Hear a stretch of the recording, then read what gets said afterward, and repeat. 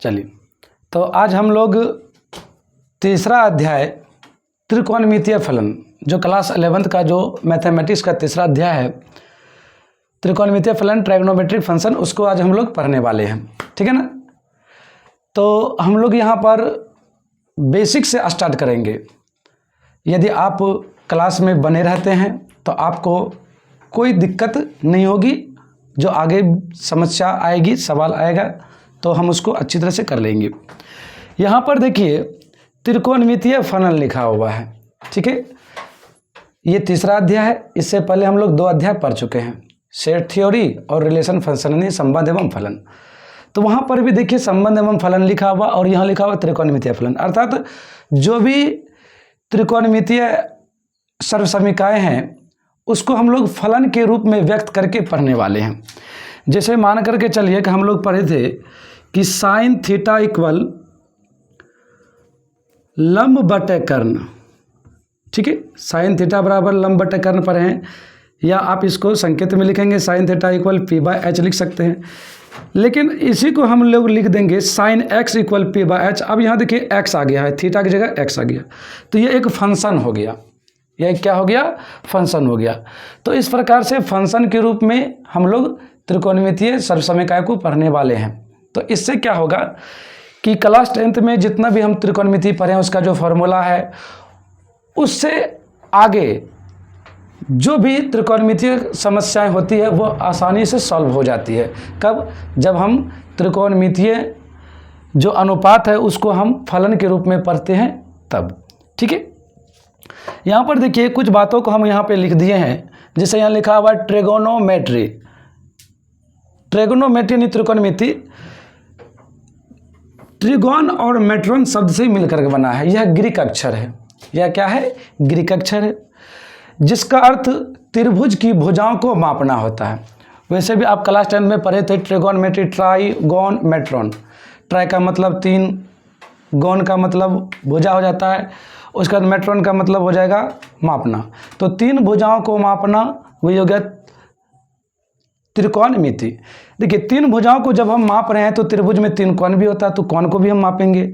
भुजा को मापेंगे तो कोण को माप लेंगे। कोण और भुजा एक दूसरे से रिलेटेड रहता है, तो हम उसको अच्छी तरह से करेंगे।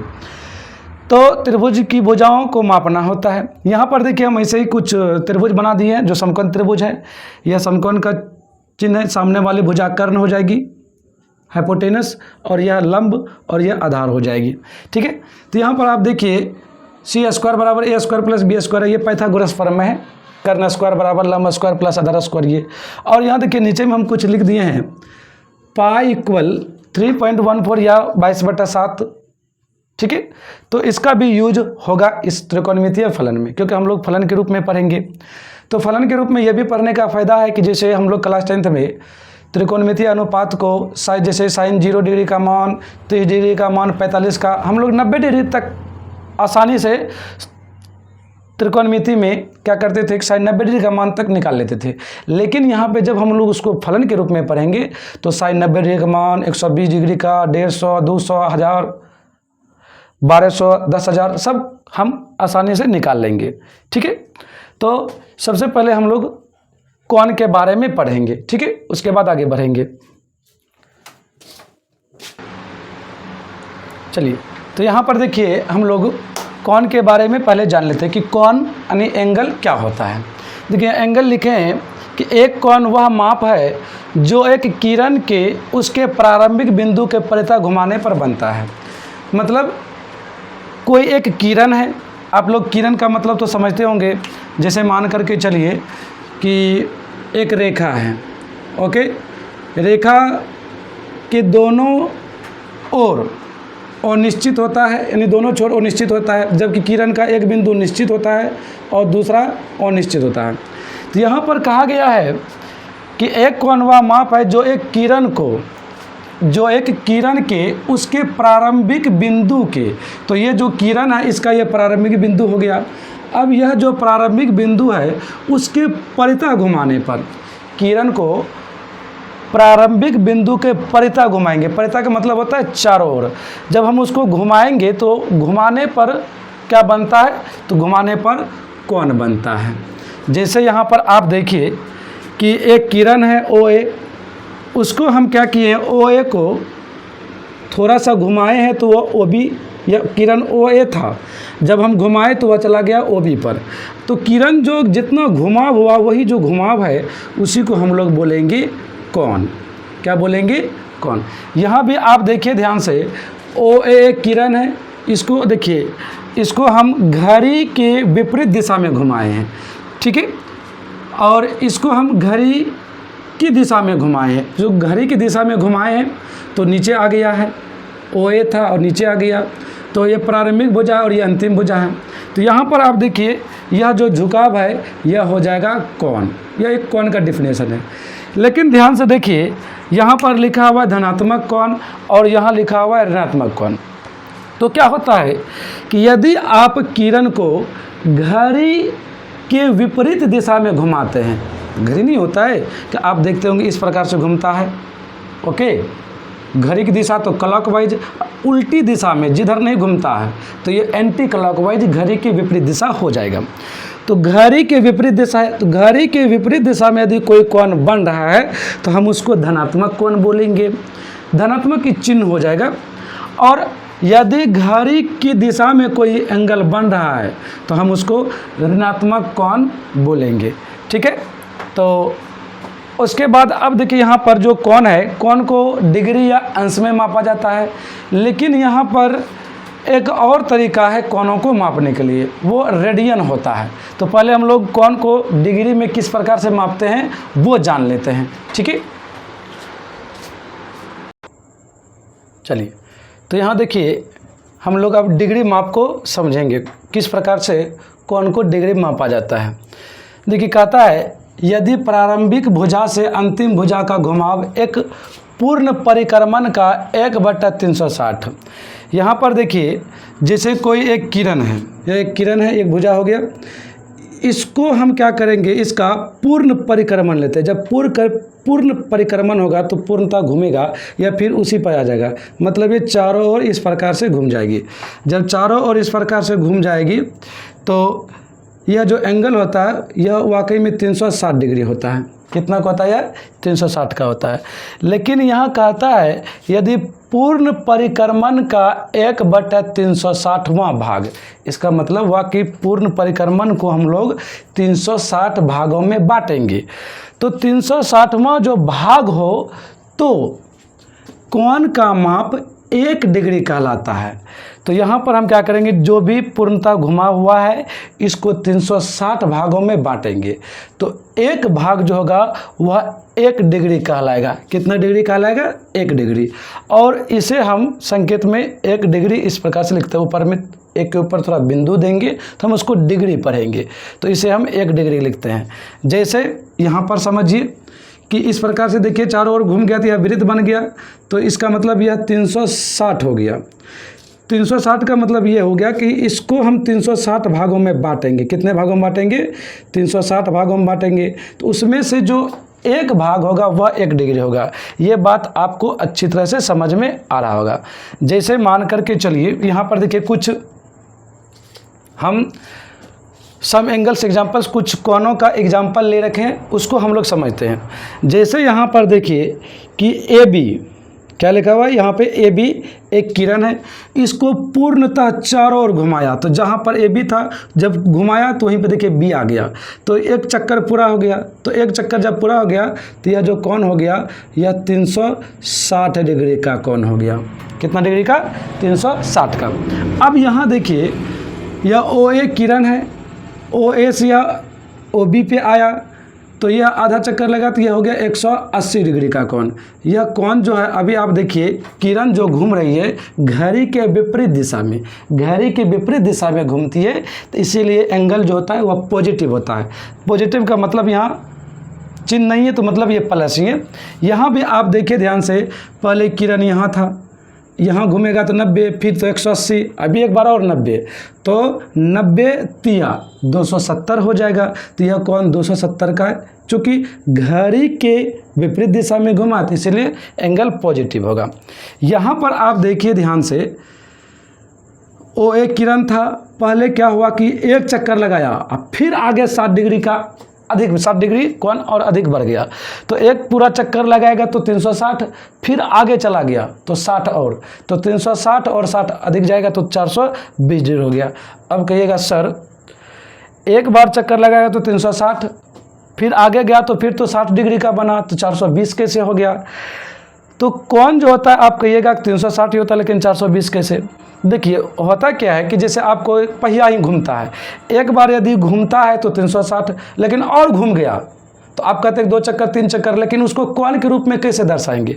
तो कोण के रूप में क्या होता है कि यदि एक चक्कर लगाएगा तो 360, दोबारा लगाएगा तो फिर 360, इस प्रकार से हम लोग कोण को दर्शाते हैं। चलिए फिर आगे देखिए, तीसरा है यानी 5वां एग्जाम्पल। यहाँ पर आप देखिए यह जो 60 डिग्री कोण है इसमें माइनस लगा हुआ है। माइनस क्यों? क्योंकि यह जो किरण OA है यह घड़ी के दिशा में घुमा है, तो घड़ी की दिशा में घुमा है तो इसके बीच जो झुकाव है वह जो कोण बनेगा वह माइनस में आ जाएगा। ठीक है, जैसे यहाँ प्लस में हो जाता है, यहाँ प्लस में था तो यहाँ पे क्या हो जाएगा माइनस में। यहाँ भी आप देखिए एक चक्कर पूरा लगाया फिर आगे 60 आ गया तो माइनस का 420 होगा। क्यों? क्योंकि यह जो चक्कर लगाया, यह जो किरण घुमा है घड़ी के दिशा में, तो घड़ी की दिशा में घूमेगा तो एंगल माइनस हो जाएगा। ठीक है, अब यहाँ देखिए आगे हम लोगों को क्या समझना है। तो ये तो हम लोग को समझ में आ गया, ये तो हम लोगों को समझ में आ गया क्या कि कोण को डिग्री में मापा जाता है और पूर्णतः चक्कर लगाता है 360 भाग में से एक भाग 1 डिग्री कहलाता है। अब यहाँ समझिए बातों को, क्या कोण को केवल डिग्री में ही मापा जाता है क्या, और नहीं माप सकते? माप सकते हैं।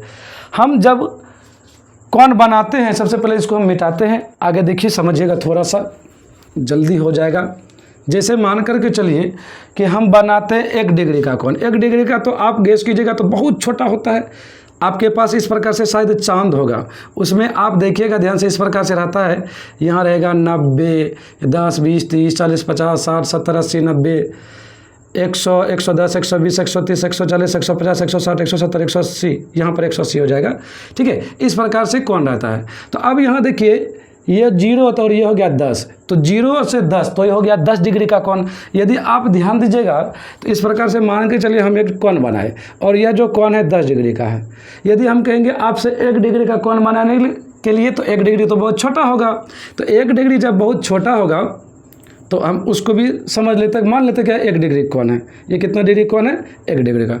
लेकिन आप देखिए ध्यान से, कोई मान करके चलिए एक वस्तु है, जैसे चंद्रमा हो गया या अन्य सूर्य हो गया, या बहुत अधिक दूरी पर कोई वस्तु है, तो बहुत अधिक दूरी पर कोई वस्तु रहता है तो उसके बीच यदि या कोण जाइएगा, या ये जो कोण है इसकी दूरी अधिक से अधिक बढ़ता जाएगा।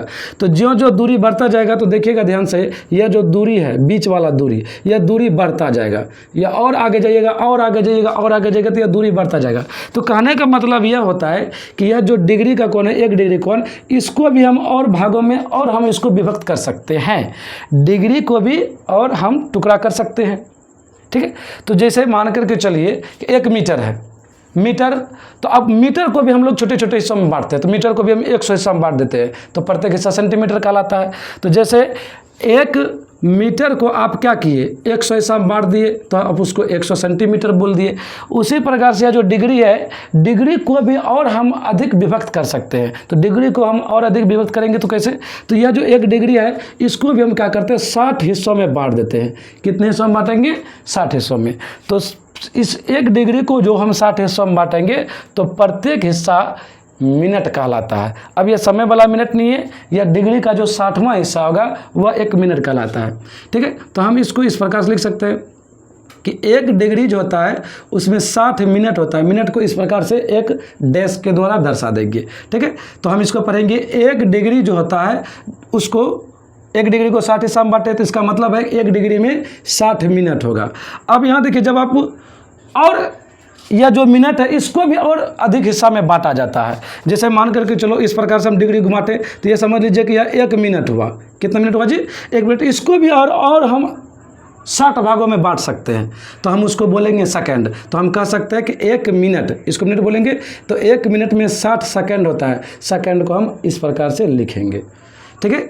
तो डिग्री को 60 हिस्सा में बांटा जाएगा तो मिनट, मिनट को 60 हिस्सा में बांटा जाएगा तो सेकंड उसको बोला जाएगा, ठीक है। कोण को और हम अधिक से अधिक मापन के लिए मिनट और सेकंड में कन्वर्ट कर लेते हैं, ठीक है। अब हम लोग आगे बढ़ते हैं। चलिए, तो देखिए हम लोग कोण को डिग्री में किस प्रकार से मापा जाता है हम लोग सीख चुके हैं।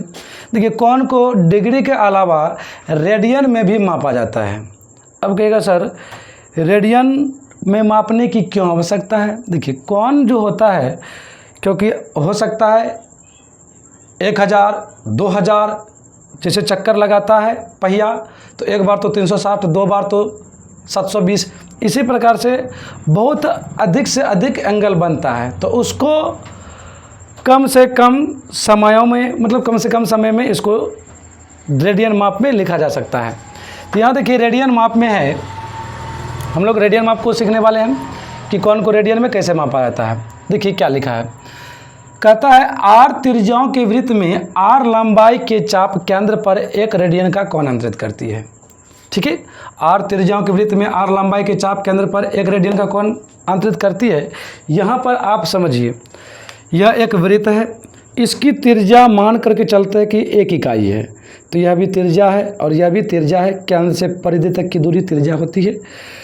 और इसका चाप जो है ये वाला हिस्सा वह भी 1 ही है, तो जितना त्रिज्या उतना ही चाप, तो हम उसको बोलेंगे यह जो कोण है यह 1 रेडियन है। कितना रेडियन है? 1 रेडियन है। अब यहाँ देखिए ध्यान से, वही है कि 1 इकाई की त्रिज्या है और 1 इकाई उसका चाप है, लेकिन यह विपरीत दिशा, घड़ी की दिशा में है, तो घड़ी की दिशा में देखिए है, तो इसीलिए हम इसको बोलेंगे -1 रेडियन। केवल संकेत है, घड़ी की दिशा में तो माइनस, घड़ी के विपरीत दिशा में तो प्लस।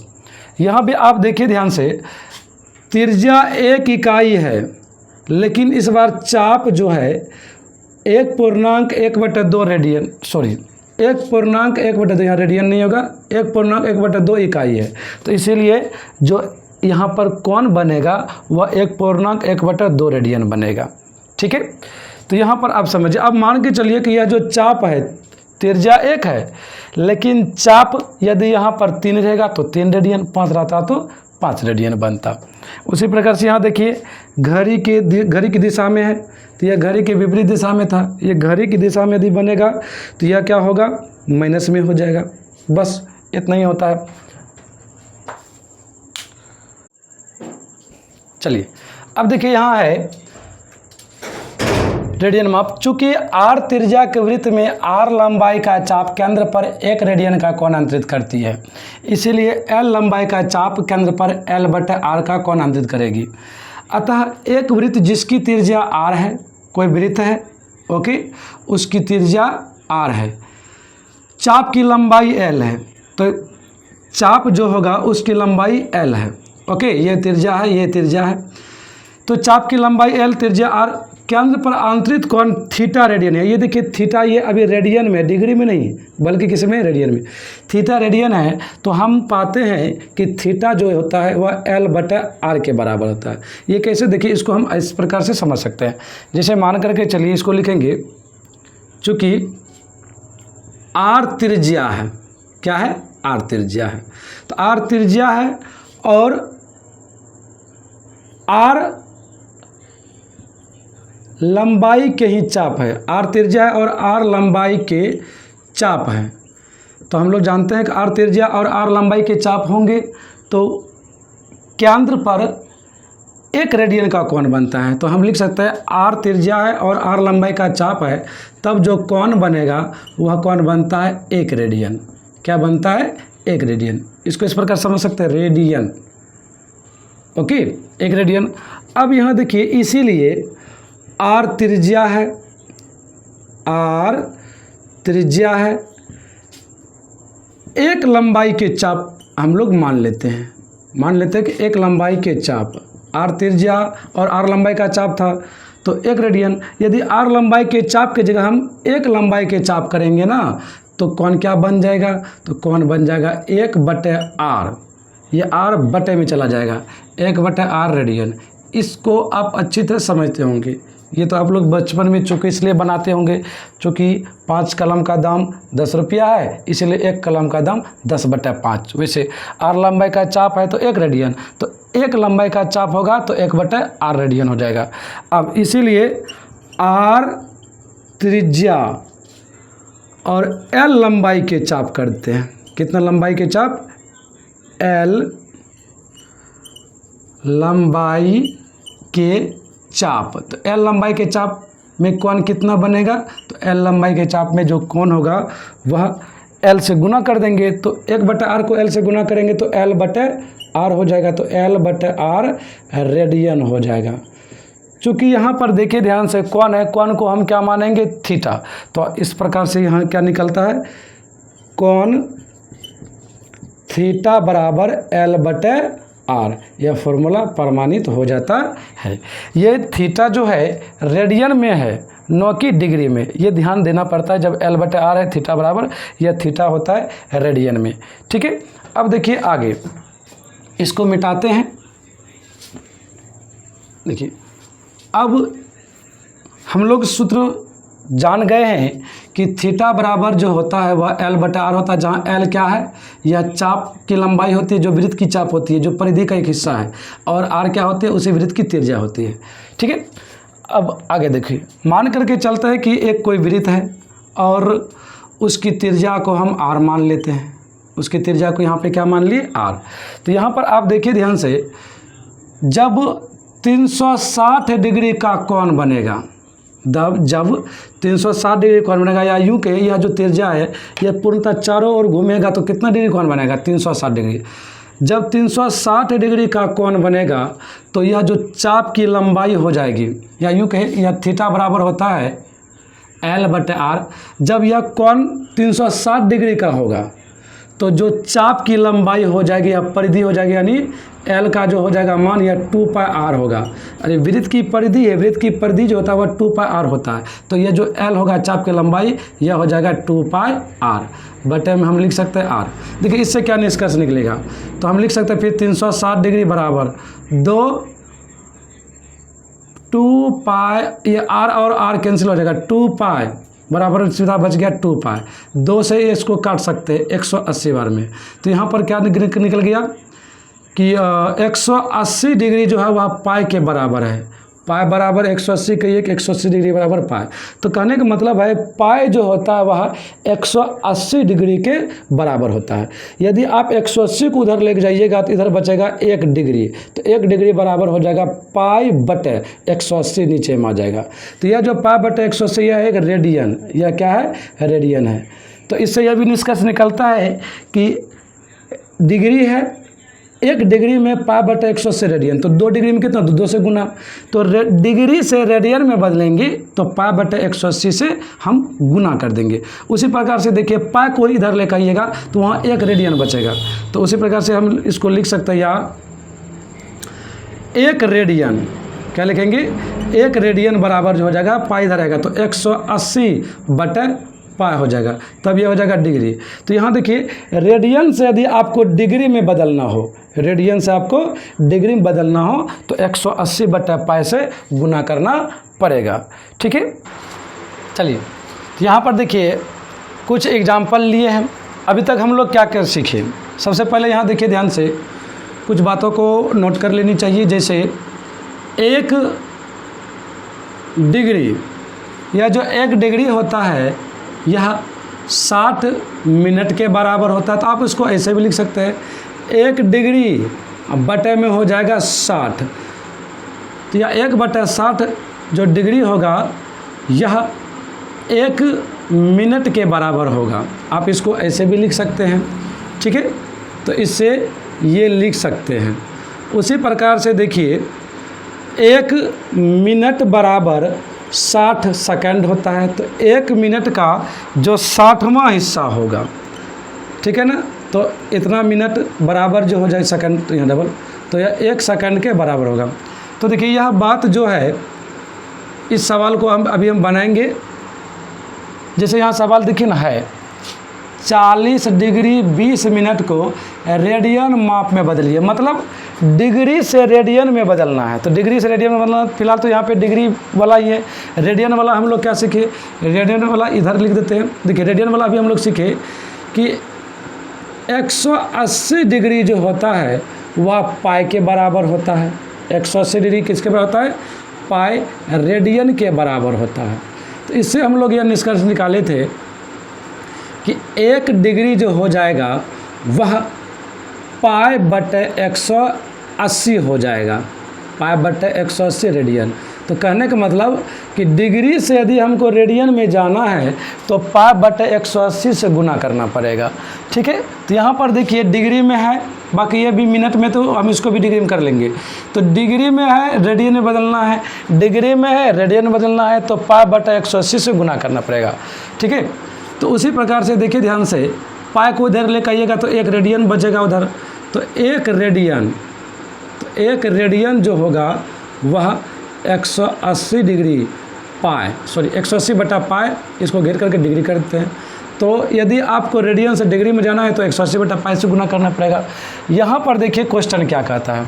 उदाहरण हम एक लिए और भी एग्जाम्पल बनाएंगे, उसके बाद हम लोग प्रश्नावली जो 3.1 है उसको हम लोग करेंगे। यहाँ देखिए उदाहरण 1 है, 40 डिग्री 20 मिनट को रेडियन माप में बदलिए। तो इसको हम कैसे करेंगे, तो यहाँ पर हल लिख देते हैं। यह है क्या, उसको लिखिए। लिखा हुआ है 40 डिग्री 20 मिनट, तो हम इसको ऐसे लिख सकते हैं। देखो डिग्री से रेडियन में जाना है, क्योंकि सवाल ही कहता है रेडियन में, तो डिग्री से रेडियन में जाइएगा तो पाई बटे 180। यहाँ लेकिन डिग्री भी है, साथ साथ में यह मिनट भी है। तो यह जो मिनट दिया गया है इसको हम क्या करेंगे, डिग्री में पहले कन्वर्ट कर लेंगे। तो ये 20 मिनट वाला इसको डिग्री में बदलेंगे और ये वाला डिग्री दोनों ऐड हो जाएगा। तो हम इसको ऐसे लिख सकते हैं 40 डिग्री प्लस, यह देखिए 20 मिनट है, मिनट को डिग्री में बदलेंगे। तो ध्यान से देखिएगा, मिनट को डिग्री में बदलिएगा तो 60 से भाग देना पड़ेगा या 1/60 से गुना करना पड़ेगा। तो सीधा कर देते बटे में 60। तो 20 के बटे में 60 यदि कीजिएगा तो यह हो जाएगा डिग्री। क्या हो गया, डिग्री। तो 40 डिग्री पहले से था और यह हो गया डिग्री। तो इसको हम सॉल्व कर लेते हैं। 40 डिग्री प्लस 20 से कम 20, 20 60 या 1/3 इतना डिग्री हो जाएगा। इन दोनों को जोड़ लीजिए, 40 तिया, इसको जोड़िएगा, डायरेक्ट जोड़ दीजिए। 40 तिया 120, 121 हो जाएगा। भिन्न का जोड़ अपना कीजिएगा तो 121, अब बटे में हो जाएगा 3। इतना क्या हो गया, इतना यह डिग्री हो गया। अब यहाँ देखिए डिग्री से हमें जाना है रेडियन में, डिग्री से जाना है रेडियन में, तो यह डिग्री ऑलरेडी हो चुका है।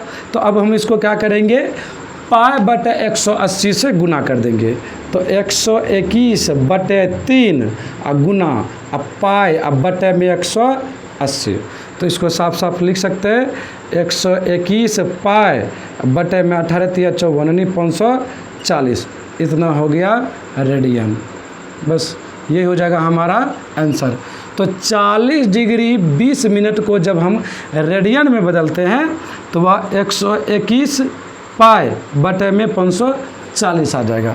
चाहे तो आप पाई का मान भी रख सकते हैं, लेकिन यहाँ पाई का मान रखने की कोई आवश्यकता नहीं है। पाई का मान हम जानते हैं कि 22/7 या तो 3.14, अधिकतर से अधिकतम यानी 3.14, नहीं तो 22/7 लिया जाता है। ठीक है, आगे एग्जाम्पल नंबर 2 हम लोग करते हैं। उदाहरण 2 है, 6 रेडियन को डिग्री माप में बदलिए। देखिए पहले था डिग्री, उसको हम रेडियन में बदलिए, अब है रेडियन, अब इसको हम क्या करेंगे, डिग्री में बदलेंगे। तो रेडियन को डिग्री में बदलने के लिए क्या नियम बदलाए थे, फिर से एक बार नोट कर लेते हैं। जैसे पाई बराबर 180 डिग्री, तो ये पाई रेडियन है, तो इसका मतलब है 1 रेडियन बराबर क्या हो जाएगा, तो 1 रेडियन बराबर 180 बटे पाई हो जाएगा, इतना डिग्री हो जाएगा। कहने का मतलब है रेडियन से यदि आपको डिग्री में जाना है तो 180 बटा पाई से गुना कर देना है। तो यहाँ पर इसको हम करते हैं।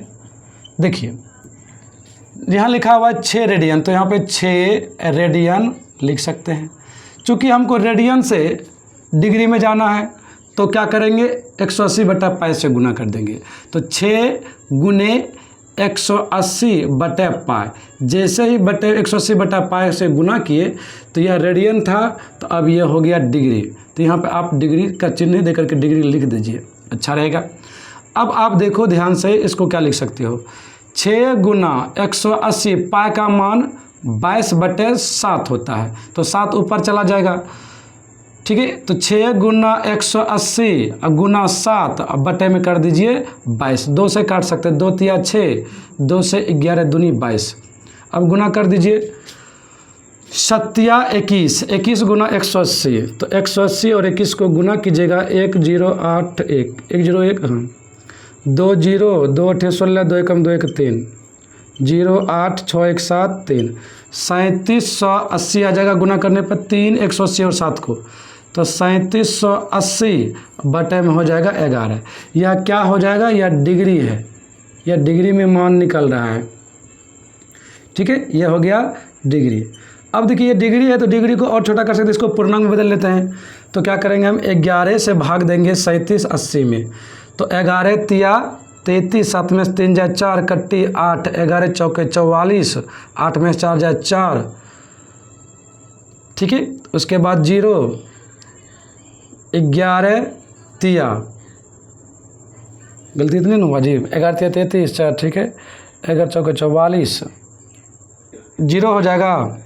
11 तिया 33 खिला दीजिए तो बचेगा 7, तो 343 पूर्णांक 7/11, तो 343 पूर्णांक 7/11 हो जाएगा। इतना डिग्री हो गया। अब आप देखिए ध्यान से, यह डिग्री है तो डिग्री को इस ये देखिए बटे में है, ये 343 डिग्री तो पूरा है, लेकिन यह 7/11 ये पूरा डिग्री नहीं है। तो और डिग्री को भी हम और छोटा कर सकते हैं। डिग्री को और छोटा करेंगे तो मिनट होगा, तो डिग्री से मिनट में जाना है तो 60 से गुना कर दीजिए, इसको लिख सकते हैं 343 डिग्री है कंप्लीट है प्लस 7/11, इसको गुना हम कर देते हैं 60 से। जैसे हम गुना कर दिए 60 से तो यह बदल गया मिनट में। किस में बदल गया, मिनट में। फिर क्या लिख सकते हैं, फिर लिख सकते हैं 343 डिग्री प्लस, इसको कीजिएगा 742, 420 हो जाएगा, भाग दे दीजिए 11 से, तो 11 तिया 33, 12 में से 3 जाए 9, कैंसिल 0, 11 8 88, बाकी बच जाएगा 2, तो 38 पूर्णांक 2/11। इसको आप लिख सकते हैं 38 पूर्णांक 2/11, 2 बटे डायरेक्ट कर दिए 2/11, इतना क्या हो गया, मिनट हो गया। अब यहाँ भी आप देखिए 38 मिनट तो कंप्लीट है, लेकिन 2/11 कंप्लीट नहीं है। तो ऐसा करते हैं, इधर बनाते हैं, इसको मिटा देनी चाहिए। ठीक है, तो 343 डिग्री प्लस 48 मिनट कंप्लीट हो गया, प्लस इसको कर दीजिए 2/11 है ना, तो 2/11 2/11 है, तो इसको फिर 60 से गुना कर दीजिएगा ना, तब ये हो जाएगा सेकंड में। ठीक है, तो 343 डिग्री प्लस 38 मिनट प्लस, और इसको क्या लिख सकते हो 60 दूनी 120, 120/11, तो 10 दशमलव लगभग 9 ऐसे करके आएगा। 11 देख सकते हैं, हाँ 10.99, इतना क्या हो जाएगा सेकंड। तो आप इसको लिख सकते हो 343 degree plus 38 minute plus 11 second, ये निकटतम हो गया लगभग, तो लगभग, तो बराबर में आप क्लियरली लिख सकते हो प्लस हटा करके 343 डिग्री 38 मिनट 11 सेकंड, ये हो गया आंसर। चलिए ठीक है, आज यहीं तक रहने देते हैं, बाकी उदाहरण 3, उदाहरण 4, 5 जो भी है आगे की क्लास में हम लोग करेंगे। आज के लिए इतना ही रहने देते हैं।